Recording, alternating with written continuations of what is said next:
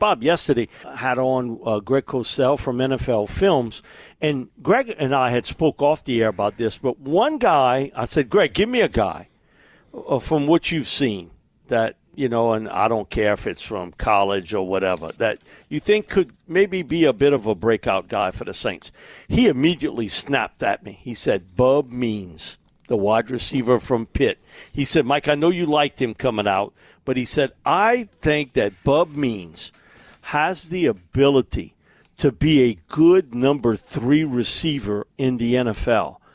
Interesting. He was on the receiving end of one of those deep passes. A bomb, Tyler Shough. 60 yards.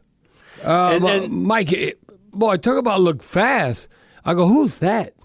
I mean, he blew by the cornerback, what's his name, from South Dakota State. Now, a big cornerback, I'm trying to think, Beenum, Dales Beenum. He was like 6'1", 200, but he blew past him.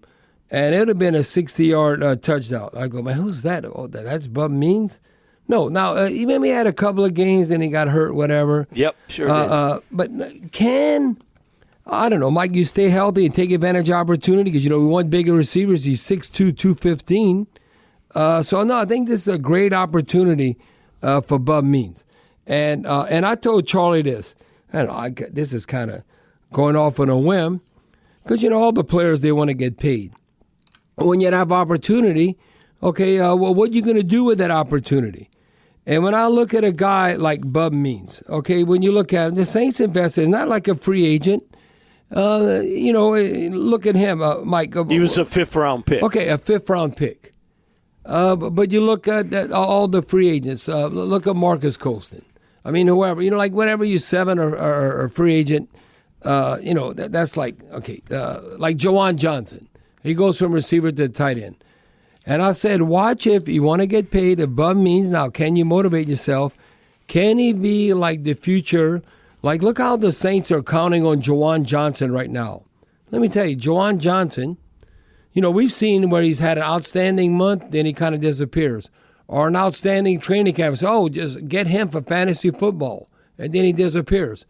But Jawan Johnson today, I don't know, he'd had 4 or 5 catches for like 70, 80 yards. This is the 7-on-7. So I think in the future, like a Bub Means, if he takes advantage of his opportunity, that he could be. Now I want to see him. Now he caught the bomb. I want to see him make that contested catch where I don't know. It's a 50-50 ball between him and the DB, but he has the size to do that. And so Bub Means that would because Jawan Johnson really, when you think about it, came out of nowhere, and the Saints paid him. Now, I'm not saying breaking the bank, but he became a multimillionaire, paying him not only once but twice. And Jawan Johnson wanted to come back to the Saints because, he was encouraged by Kellen Moore and the coaching staff how they were going to utilize him. So I don't know. I'm just going out there, and I think watch Bub Means all of a sudden could really, look in the crystal ball, step to the forefront, and be a bigger part of the offense, kind of like Jawan Johnson was when he had the opportunity. Now, can you do it for a whole season? And you obviously got to stay healthy. Yeah, that was the thing with and talking to Greg. He brought it up. Like he said, I liked him at Pitt. And I think Greg is close friends with the receivers coach, University of Pittsburgh. Right. And he said, I think it may be a year, but I think Bub's got the physical skills to become a good number 3 receiver because, one, not only is he fast, he's got some physicality and size to him, and that he'll go over the middle and make a catch. Well, Mike, and, if you have a lot of weapons, nothing wrong with having too many weapons. And the one thing that drive a defensive coordinator crazy is that, when a quarterback's really spreading the ball around, spreading the wealth, you can't double-team everybody. So if I was a quarterback and I'm in that meeting room with the receivers, I'd say, everyone's going to have an opportunity.